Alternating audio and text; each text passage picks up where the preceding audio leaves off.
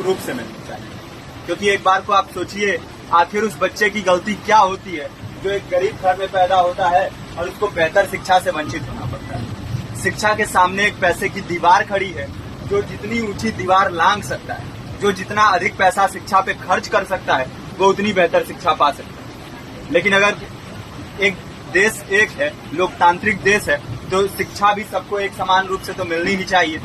आज परिस्थिति ये है कि एक तरफ तो प्राइवेट स्कूल हैं जो लूट के अड्डे बने हुए हैं, वहां पे आप एडमिशन कराने जाएंगे तो सिर्फ एडमिशन के नाम पे ही आपको 10,000 20,000 रुपए देना होगा। और कमीशन खोरी का ऐसा धंधा है कि कॉपी, किताब, टाई, बेल्ट, ड्रेस, जूता कहाँ से खरीदना है ये आप नहीं तय करेंगे वो प्राइवेट स्कूल वाले।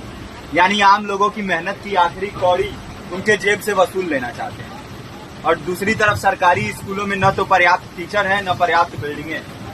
2019 का ही ये पुराना आंकड़ा है कि हर 100 में से 52 स्कूलों में या तो एक टीचर है या 2 टीचर हैं। और उन्हीं टीचरों के ऊपर जिम्मेदारी थोप दी जाती है कि जनगणना करो, मतगणना करो, पशुगणना करो, तमाम काम करवाए जाते हैं। और 19 के बाद से तब से कितने टीचर रिटायर हुए होंगे और 18 के बाद से कोई टीचर की वैकेंसी भी नहीं होगी। आप खुद भी सोच सकते हैं ये परिस्थिति और कितनी बिगड़ी होगी। इसीलिए हम लोग ये मांग उठा रहे हैं, चाहे कोई राष्ट्रपति का बच्चा हो या किसी मजदूर का, सबको शिक्षा एक समान मिलनी चाहिए और निःशुल्क रूप से मिलनी चाहिए। प्रेमचंद ने अपने दौर में भी कहा था कि एक सभ्य समाज में ऊंची से ऊंची तालीम मुफ्त होनी चाहिए और इसका पूरा खर्च गवर्नमेंट को उठाना चाहिए, क्योंकि हमारे देश को फौज से ज्यादा आवश्यकता तालीम की है। और शिक्षा से जुड़ता हुआ ही दूसरा मुद्दा हम लोग उठा रहे हैं।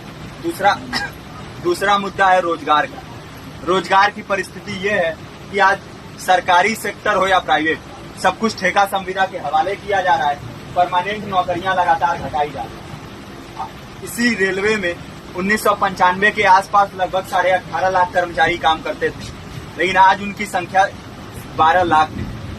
आप खुद भी सोच सकते हैं कितने बड़े पैमाने पे परमानेंट पदों को घटाया जा रहा है। और आज आलम ये है, एक तरफ लाखों पद खाली पड़े हैं, फिर भी कोई वैकेंसी नहीं निकलती। जो वैकेंसियां निकलती हैं उनमें भ्रष्टाचार होता है, पेपर लीक हो जाते हैं।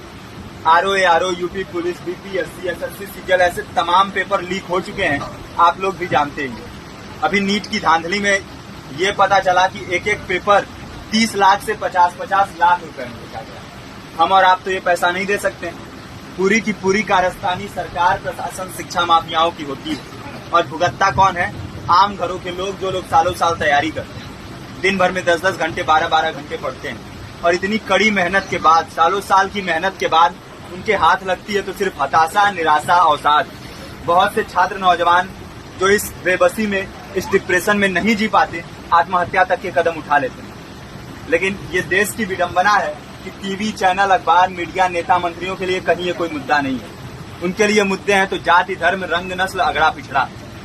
आज जब पूरी परिस्थिति इतनी भयावह है तो ये जरूरी है कि लोगों के बीच में जाया जाए, लोगों को संगठित किया जाए और एकजुट किया जाए। क्योंकि आज अगर अपने मुद्दों पर बोलेंगे नहीं तो कल को ये परिस्थिति और बिगड़ेगी। हो सकता है ले दे के अपनी जिंदगी तो हम लोग काट ले जाएं, लेकिन आने वाली पीढ़ियों को क्या भविष्य देके जाएंगे, ये भी सोचने वाली बात है। हमारे साथी ने आपको पर्चा दिया है, पर्चा आप तक पहुंच गया है। पर्चे में और भी बातें हैं, इसको पूरा विस्तार से पढ़िए। पर्चे में हमारा नंबर है, संपर्क कीजिए। फेसबुक का, इंस्टाग्राम का लिंक है, आप वहां पे जाएंगे तो आपको पता भी चलते रहेगा कि लगातार किन किन माध्यमों से हम इस अभियान को चला रहे हैं। नुक्कड़ नाटक, संगीत, शिक्षा सहायता मंडल, लाइब्रेरी, तमाम माध्यमों से इस अभियान को चला रहे हैं और कोशिश कर रहे हैं कि बड़े से बड़े पैमाने पर हर जगह पे लोगों को संगठित किया जाए और एकजुट किया जाए। आपके बीच भी आए हैं आपका साथ और सहयोग दें। साथ इस रूप में कि आप भी हमारे इस कारवां और इस मुहिम से जुड़िए।